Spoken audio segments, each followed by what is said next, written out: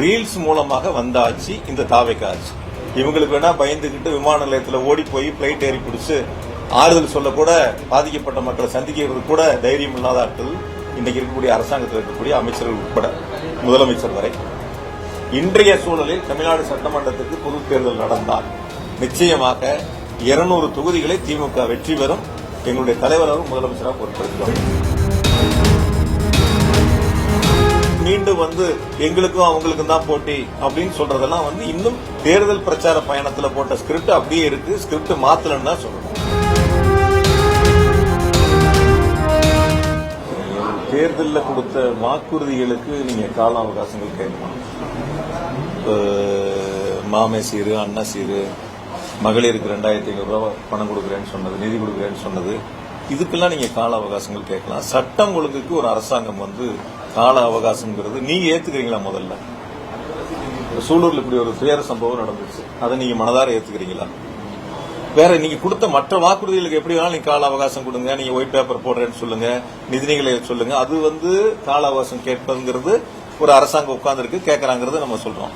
ஆனா சட்டம் ஒழுங்குக்கு ஒரு அரசாங்கம் ஏறத்தாழ 20 நாட்களை கடந்து இன்னும் எங்களுக்கு கால அவகாசம் வேணும் என்பது இந்த அரசு மக்களிடத்தில் வாக்குகளை பெற்ற பொழுது சொன்ன வாக்குறுதிகளை நிறைவேற்ற முடியாமல் இந்த அரசு மக்களுடைய நன்மதிப்பை இழந்திருக்கிறது. எந்த இடங்களிலும் குறிப்பாக எந்த வேட்பாளர்களும் நீங்க கோயம்புத்தூர்ல சொல்லுங்க, 10 தொகுதியில் நின்ற வேட்பாளர்கள் எத்தனை வேட்பாளர்கள் அந்த தொகுதி முழுவதும் சென்று மக்களை சந்தித்து வாக்குகளை சேகரித்தார்? நீங்க பார்த்திருப்பீங்க எல்லாரும் கூட.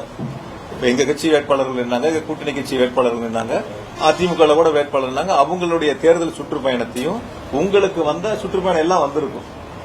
அந்த புதிய கட்சியில நின்ற சுற்றுப்பயணம் உங்களுக்கு தெரிஞ்சிருக்கு. ஆக மக்களிடத்தில் அவர்களுடைய கொள்கைகளை, கோட்பாடுகளை, தேர்தல் வாக்குறுதிகளை முழுமையாக கொண்டு சேர்க்காமல் ரீல்ஸ் மூலமாக வந்த ஆட்சி இந்த தாவேக ஆட்சி. அரசு அமைந்த பிறகும் அதையே முயற்சி எடுக்கின்றார்கள். தொழில் முதலீட்டுக்காக இருக்கட்டும், மற்ற நிகழ்வுகளுக்காக இருக்கட்டும், அதே ரீல்ஸ் பயணத்தை தான் முன்னெடுக்கிறாங்க. இது ரியல் ஆட்சி இல்ல, ரீல்ஸ் ஆட்சி தான். நிச்சயமா மக்கள் இப்ப உணர்ந்திருக்கிறாங்க. இன்னும் போக போக முழுமையா உணர்வாங்க. உரிய பாதுகாப்பு இல்லைன்னு சொல்லி வீட்டுக்கு அழைச்சு ஆறுதல் தெரிவிச்சாரு அந்த இறந்த குடும்பங்களை. இப்ப அவங்க ஆட்சி தான் நடக்குது. இது வரைக்கும் ஒரு கரூர் கூட வரல. சார், இந்த கரூர் சம்பவத்தை பத்தி பேசணும்னா ரொம்ப நேரம் அது பேச வேண்டியதா இருக்கு. எதனால நடந்துச்சு, எப்படி நடந்துச்சுங்கிறதெல்லாம் முழுமையா நீங்களும் உங்க தொலைக்காட்சிகள், உங்களுடைய பத்திரிகைகள் எல்லாரும் அங்க இருந்தாங்க, நேரில் பார்த்தாங்க. அது மிக மோசமான ஒரு துயர சம்பவம். அந்த சம்பவம் நடந்து கூட யாரும் ஆறுதல் சொல்ல போகல, யாரும் மருத்துவமனைக்கு அந்த இயக்கத்திலிருந்து யாரும் வரல.